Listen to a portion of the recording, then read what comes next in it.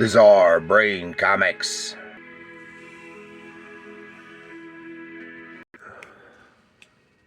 Hello, my comic book friends, and welcome to Bizarre Brain Comics. I am Gary, your host, and this is where I like to take a look at some older comics, talk a little bit about the characters and creators, and examine the stories in the art.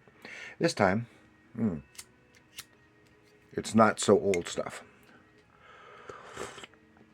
This is all, with one exception, this is all new material that I picked up at the comic shop the other day. And thought I would share it with you before we get into that. Remember, my books are available. My first two books. My first one right here, Bizarre Brain Comics Anthology, and Bizarre Brain Comics Presents Heroes, available on Amazon and other online booksellers such as the Barnes and Noble online store. And the first one here is humor, and it's a little bit of adventure. And my second one is all more mainstream, some superhero stuff, as you can see on the cover, superhero stuff, and a little bit of horror stuff, etc.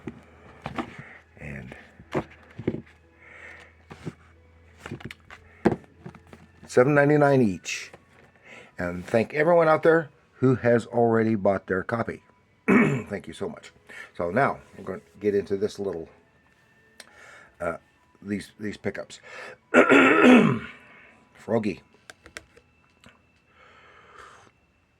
And the first one is Horror and Fantasy Illustrated from Zenoscope, which I have never heard of, but apparently it has been around for a while. This is because that's the title of the story is Plum Island. And it's, as far as I can tell, is self-contained, although it does say the end with a question mark, leaving it open for a sequel. But here you go, Zenoscope Movie Club 24, so with dates and that they're having. So apparently Zenoscope has been around for a while, but I've just never seen it. And it's and this is apparently, obviously, a horror title. Well, it says horror and fantasy. The horror story looks some nice artwork. I haven't read it yet. Looks interesting, and it looks like the thing is a female version of a Swamp Thing. That's the way it looks. We'll see. Doggone it. Then we have The Mammoth, #1, from Mad Cave Studios, and it says here celebrating their 10th anniversary. I've never heard of them before, but they've apparently been around for a while. Has some really nice artwork. This is issue 1, and it is continued, so it's an ongoing storyline. This, I don't know what the scoop is. There's some nice artwork. Paul Tobin is the writer, and Arjuna Susini is the artist. And I think it's worth a look. And then we have some Archie, Archie horror. The Cult of That Wilkin Boy Initiation, and it is a sequel to last year's one-shot, and this is a one-shot as well. A sequel to the last year's one-shot of The Cult of That Wilkin Boy. With I know some people. The Archie horror seems to be pretty popular, but I know there are a lot of people, such as Dope Comics. He doesn't care for the Archie horror, I guess, but I like them. Written by Colin Bunn with pencils by Dan Schoening, and so I'm interested to look into that. I like the Archie horror stuff.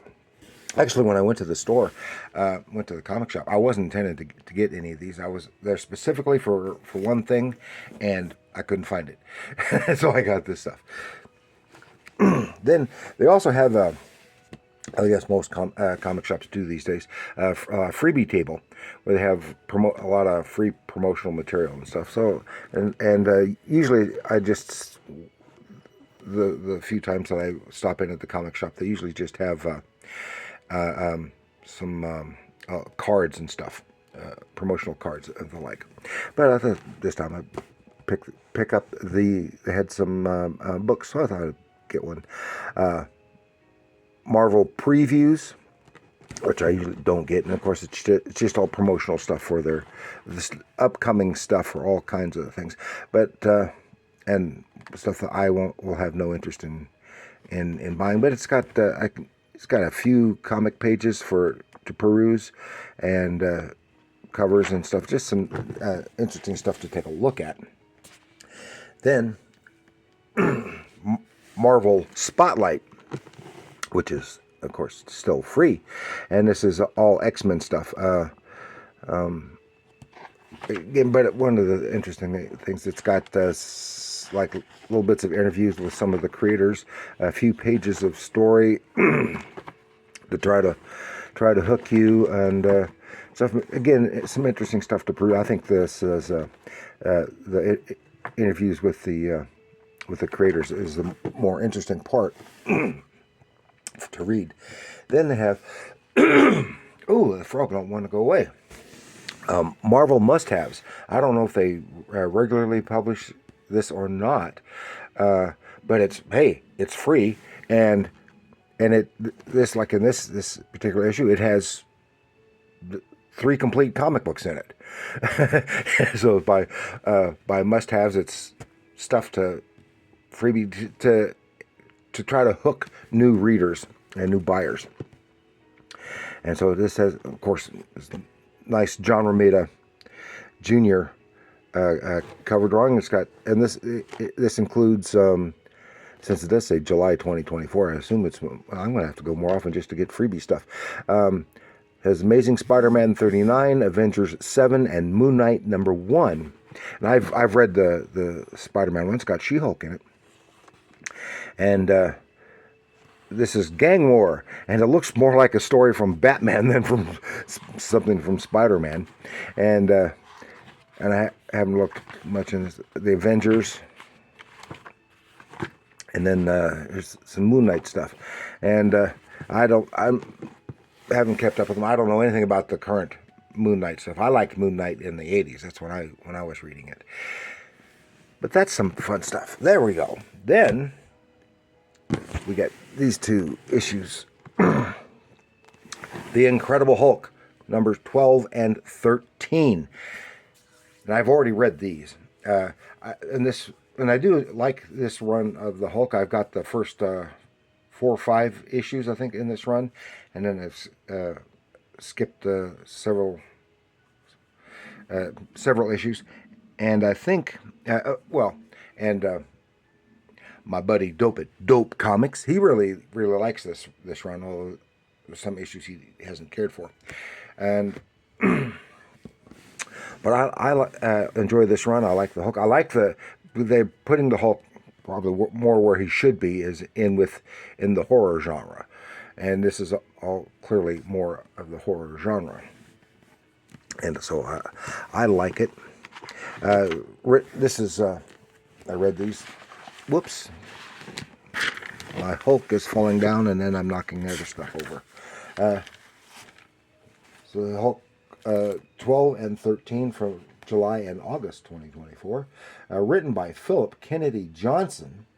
And art by Nick Klein with some colors by Matthew Wilson. Has some really nice color work in this run. I don't like that they have to do this. This is Dr. Voodoo and the Soul Cage, Part 1 and 2. And this is pretty much a self-contained story, but it has the continuing plot line when his friend, Hulk's friend, Charlie, has been basically reduced to an action figure. and Banner has gone to Strange Academy, which I know nothing about. Apparently, it's an academy for sorcerers, kind of like the X school, but for magic users. Started by Doctor Strange. Well, Doctor Strange isn't around in the currently, I guess, and this is being presided over by Doctor Voodoo, who used to be Brother Voodoo, and Hulk goes there for some help from Strange. Strange, of course, no Strange, so he sees Voodoo, Doctor Voodoo. He's going to help. Has some really bizarre, some nice artwork, but the changes, transformations are really bizarre and grotesque, and kind of wonderful. Some good, even though it has some unusual page layouts and stuff. For the most part, the visual storytelling is pretty good. You can easily tell what's going on. The has some decent writing, and as well as the artwork. Like I said, I enjoy the story. He has to go into this soul catcher to find and get the assistance of some spirit in there. I've forgotten what it was called. Doesn't matter. So he's sucked in, but when he's sucked in, that just leaves the Hulk. I don't know what happens there with the Hulk. It tries to take on Dr. Voodoo, but then we see Banner in the Soul Catcher. But then the Hulk is in there too. Boom, and remember, they don't like each other. Suman Guru, the Flesh Weaver, that's who it is. But they have to work together, and here they are working to. After having their initial conflict, then they wind up seeing some really weird stuff, or gross, disgusting stuff in this soul catcher, and they have to wind up working together. Oh, this is really nice. The wings on that bird critter is really, really nice, and then the totally bizarre backgrounds in here, and the scenery. Some nice stuff. They have to work together. They go up against the Flesh Weaver and Hulk, just like he has been usually doing when he goes up against monsters. He just punches it and wins. And because all these have a lot of monster stuff, and they got a little information that he has to go someplace else to see something else to get more information. So. That's the end of it. And now my problem with these two is the pacing.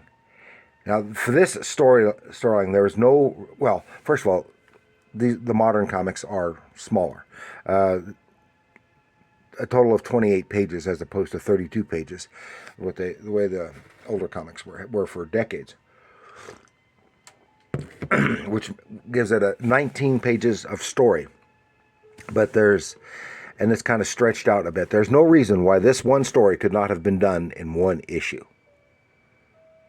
They're just stretching it out for stretching's sake. And it's not necessarily for characterization. There's plenty of characterization anyway. And for the action. And there's not nearly as much I can. But I enjoyed it. Overall, I enjoyed it. I think it's a decent pickup. And then we're going to, I went to another store yesterday. I've been wanting to get this for a long time. This is brand new, even though it's been on the shelf since it was first published. I think it was in 2003. They've had a whole bunch of these sitting there on the shelf for literally decades now. And selling at cover price, and that's same place I got the Essential Rampaging Hulk, and they're right next to each other, and that's still cover price, and they've been there just as long. But as soon as just prior to the She-Hulk TV series coming out, boom, they added it, made it $25. But fortunately, at least when I picked it up, they were having a trade paperback sale, and I got it for $20 plus tax.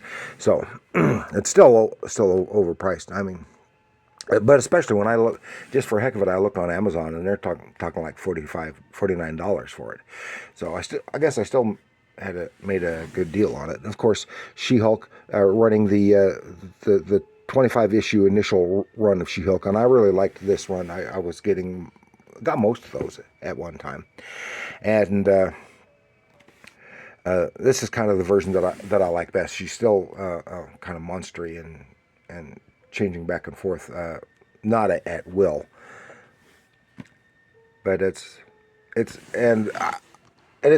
lot of fun reading. I started getting into it, so I read the first 3 or 4 issues or something. Both first issue has written by Stan Lee, art by John Buscema. Thereafter, David Anthony Kraft wrote it with art by Mike Vosberg, and it's a good job all around as far as I'm concerned. I don't remember how it concluded. And of course, that was before she moved over to Fantastic Four and then got her own title.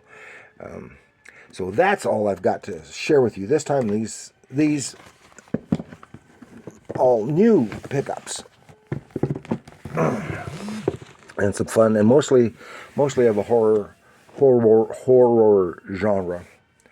So thank you for joining me. Please like, share, and subscribe. What new pickups have you gotten? Have you read any of these new things? Let me know in the comments below. And remember, comics are art.